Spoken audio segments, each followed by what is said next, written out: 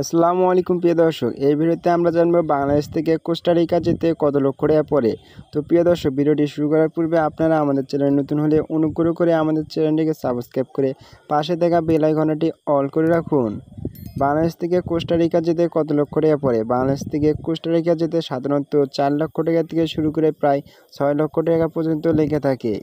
Costa Rica যেতে flight খরচ কেমন হয়? ফ্লাইট খরচ সাধারণত 2.5 লক্ষ টাকা থেকে শুরু করে 3,50,000 টাকা পর্যন্ত হয়ে থাকে। আপনারা যদি জানতে চান যে ফ্লাইট কেমনভাবে হয়ে থাকে, এটি সাধারণত ঢাকা থেকে ইউরোপ বা মিয়ামি হয়ে আপনাদেরকে কোস্টারিকা নিয়ে যাবে। এক্ষেত্রে আপনাদের ভিসা খরচ কত? ভিসা খরচ সাধারণত 15,000 টাকা থেকে 20,000 টাকা হয়ে থাকে। এটি সাধারণত ট্যুরিস্ট ভিসা। আপনারা যদি 1 সপ্তাহ থাকতে চান, এক্ষেত্রে আপনাদের 1,50,000 টাকা থেকে শুরু করে প্রায় 2,50,000 টাকা অথবা 2 লক্ষ টাকা পড়বে।